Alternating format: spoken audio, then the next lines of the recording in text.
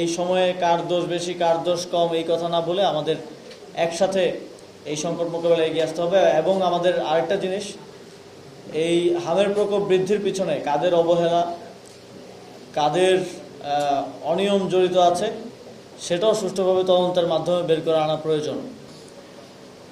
আমরা দেখছি যে দেশে হামের যে প্রকোপ সেটা দিনকে দিন বেড়েই যাচ্ছে। আমরা মনে করছি যে খুব দ্রুত সময়ের মধ্যে এটাকে এক ধরনের জাতীয় সংকট হিসেবে চিহ্নিত করে এই সংকট মোকাবেলায় আমাদের সরকার বিরোধী দল মিলে সবাইকে এগিয়ে আসতে হবে।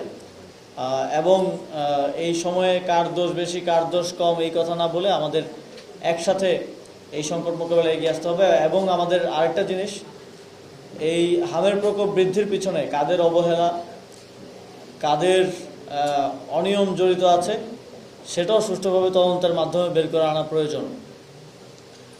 আমরা দেখছি যে দেশে আইন শৃঙ্খলার পরিস্থিতির অবনতি হচ্ছে। আমরা বিগত অন্তর্বর্তী সরকারের সময় বারবার শুনেছি যে নির্বাচিত সরকার আসলে সব সমস্যার সমাধান হয়ে যাবে, আইন শৃঙ্খলা পরিস্থিতি অনেক উন্নত হবে। আমরা বর্তমান সরকার আসার পর স্বরাষ্ট্রমন্ত্রী থেকে বারবার শুনি যে কোনো মব চলবে না, আইন শৃঙ্খলা পরিস্থিতি খুব ভালো আছে।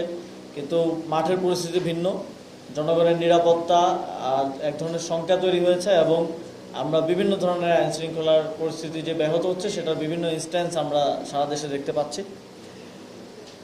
আমরা দেখছি যে ইদানিং সীমান্ত হত্যা আবার হঠাৎ করে বেড়ে যাচ্ছে।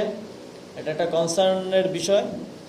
আমরা আশা করি যে সরকার সীমান্ত হত্যা রোধে শক্তিশালী ডিপ্লোম্যাটিক অবস্থান নেবে এবং এজন্য ভারত সরকারের কাছে এটা প্রশ্ন রাখবে এবং ভারতের যে বাংলাদেশে রাষ্ট্রদূত আছেন তাকে ডেকে নিয়ে সরকার জবাবদিহিতা চাইবে যে এই সীমান্ত হত্যা কেন বাড়ছে।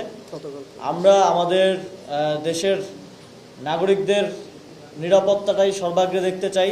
এই যে সরকার সবার আগে বাংলাদেশ বলে, কিন্তু সীমান্ত হত্যার ব্যাপারে কোনো কথা যখন সরকার বলে না, কোনো কূটনৈতিক পদক্ষেপ নেয় না, তখন আমাদের মনে হয় যে আসলে সবার আগে তো বাংলাদেশ, এটা তাদের মুখের বলি, কাজের ক্ষেত্রে সেটা আমরা দেখতে পাই না।